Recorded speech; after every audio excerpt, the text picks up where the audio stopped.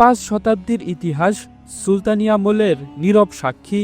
আজ ভারী যানবাহনের কম্পনে কাঁপছে বাংলাদেশের এক অনন্য স্থাপত্য নিদর্শন ছোট সোনা মসজিদ।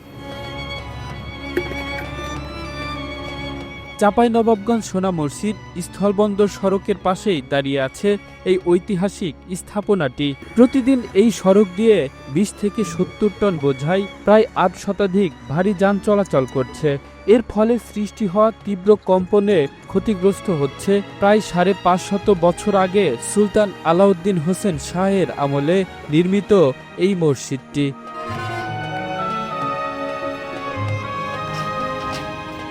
দেয়াল নির্মাণ এবং পাথরের গাঁথুনিতে ইতিমধ্যেই দেখা দিয়েছে অসংখ্য ফাটল। গবেষক ও স্থানীয়দের দাবি, ঐতিহ্য রক্ষায় দ্রুত বাইপাস সড়ক নির্মাণ না হলে ঝুঁকি আরও বাড়বে।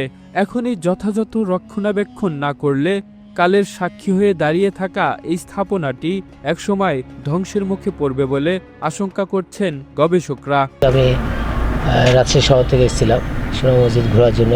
এসে দেখছি যে নামাজ আদায় করলাম। নামাজ আদায় করার পর মসজিদে বিভিন্ন স্থানে ঘুরে দেখার সময় দেখতেছি একটা ফাটল দেখা দিচ্ছে। ফাটলের কারণে মসজিদের ভবিষ্যতে এটা ক্ষতিগ্রস্ত হবে। মসজিদ আমাদের এত ঐতিহ্যবাহী, এত সুনামধন্য, এত নাম করে একটা মসজিদ, সেই মসজিদের আমরা কখনো চাই না তার কোনো ক্ষতি হোক।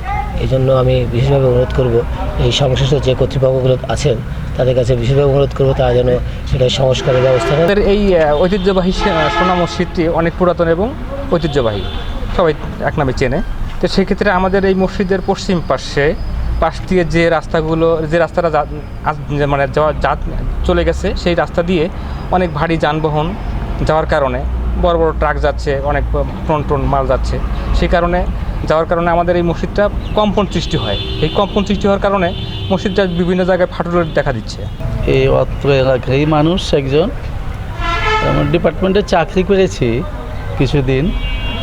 তো আমাদের এই সোনা মসজিদ যখন পাশ দিয়ে প্রায় 50-60 টনের গাড়ি যায়, ট্রাক যায়, তখন এই মসজিদটা কম্পন হয় এবং মসজিদের কিছু অংশ ফাইটে গেছে।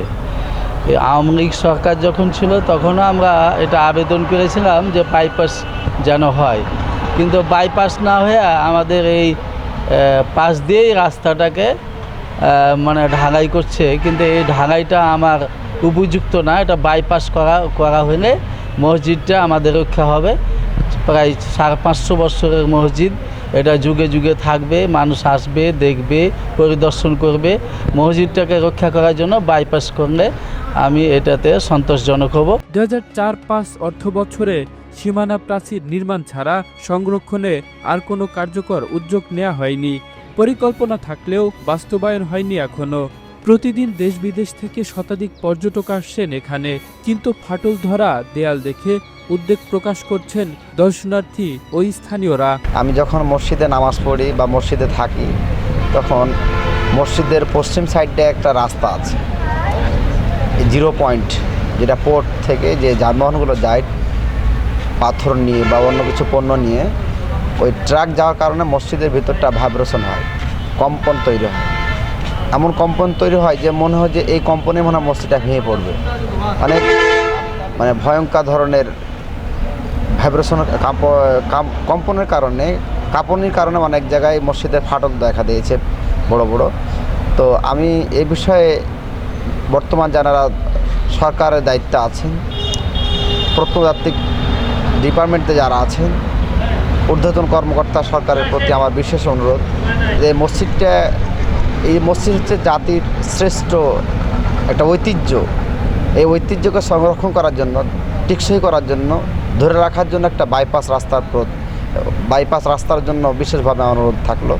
আমরা ঐতিহাসিক সোনা মসজিদের সামনে দাঁড়িয়ে কথা বলছি। এই মসজিদের বয়স হচ্ছে 534 বছর, রানিং বয়স। এই মসজিদ বানাতে প্রায় 17 বছর লেগেছে। আপনার এই অলি মোহাম্মদ বিন আলী আলাউদ্দিন হোসেন শাহর সময়ে এই মসজিদ নির্মিত। এই মসজিদের মানে রেডিয়াম জাতীয় জিনিস ছিল, শ্বেত পাথর ছিল, স্বর্ণের গিলটি ছিল, স্বর্ণের প্রলেপ ছিল। এগুলো ইংরেজেরা ক্ষমতায় এসে এই মূল্যবান সম্পদগুলো নিয়ে চলে গেছে আর কি। এই মসজিদ এই পার্শ্বে বিশ্ব রোড, এর পাশ দিয়ে রোড বয়ে যাচ্ছে। প্রতিদিন ভারী যানগুলো এখানে স্থলবন্দর, সোনা মসজিদ স্থলবন্দর হওয়ার কারণে প্রতিদিন মানে 1700, 1800, 2000 মনের ওয়েট সম্পন্ন গাড়িগুলো পাথর বোঝায় বিভিন্ন যে ট্রাকগুলো যাচ্ছে মৃদু ভূমিকম্পর মতো কম্পনি দিয়ে যাচ্ছে। এই জন্যে এখানে ফাটালও ধরেছে। বড় বড় মসজিদ এখানে দরজবাড়ি মসজিদ যেমন রয়েছে, তারপরে ইন্ডিয়ায় যেটা ছোট সোনা মসজিদ, বড় সোনা মসজিদ নামে খ্যাত, মূলত দ্বিতীয় সোনা মসজিদ, এটাই প্রথম মসজিদ, এটাই বড় হওয়া উচিত। ওটা বিধ্বস্ত হয়ে গেছে, দরজবাড়ি মসজিদ বিধ্বস্ত হয়ে গেছে, এটা দাঁড়িয়ে আছে এখনও। এই আমাদের ঐতিহ্য, এই ঐতিহ্যের এই প্রাণকেন্দ্র, প্রাচীন বাংলার জাতীয় মসজিদ, ঐতিহাসিক সোনা মসজিদকে টিকিয়ে রাখা আমাদের নৈতিক দায়িত্ব। গঠন শৈলী ও প্রাচীনত্বে এটি বিশ্বের বিরল নিদর্শন। স্থাপনাটি সংরক্ষণে জরুরি পদক্ষেপ নেওয়া প্রয়োজন বলে দাবি করছেন গবেষকরা। জানি যে এই গৌড় অঞ্চলের এই বরেন্দ্রভূমির অনেক ঐতিহ্যবাহী নিদর্শন রয়েছে। তার মধ্যে বিশেষ করে এই সোনা মসজিদ চত্বরে বেশ কিছু নিদর্শন আছে। তাই এটি নিয়ে আমরা একটা বড় আশা করতে পারি যে এটি একটি বাংলাদেশের সমৃদ্ধ পর্যটন কেন্দ্র গড়ে উঠতে পারে। কিন্তু আমাদের স্থানীয় কিছু সমস্যার কারণে, বিশেষ করে তার পাশ দিয়ে একটা বড় মহাসড়ক গেছে, এই সড়কের যে বড় বড় যানবাহন যায়, ভারী ভারী স্থলবন্দর থেকে যানবাহন যায়, এতে এই স্থাপনাটির ক্ষতি হচ্ছে। আর নিরাপত্তার ক্ষেত্রেও ওখানে একটু সমস্যা হচ্ছে, যার কারণে এত বড় একটা ঐতিহ্য থাকা সত্ত্বেও আমরা সেটাকে যথাযথ কাজে লাগাতে পারছি না। তো আমার অনুরোধ থাকবে যে সরকার যেন এটার দিকে দৃষ্টি দেন এবং এর যথাযথ মর্যাদা যেন প্রতিষ্ঠিত হয়। দ্রুত ব্যবস্থা না নিলে মসজিদটি ধসে পড়ার আশঙ্কা রয়েছে বলে সতর্ক করছেন সংশ্লিষ্ট কর্মকর্তারা। আসলে গৌড় যখন বাংলার রাজধানী ছিল, এখানে অনেক অবকাঠামো গড়ে তোলে, বিশেষ করে সোনা মসজিদ, দারাজবাড়ি মাদ্রাসা, খানেরদিঘি মসজিদ এবং দনিচক মসজিদ, অন্যতম ছোট সোনা মসজিদ।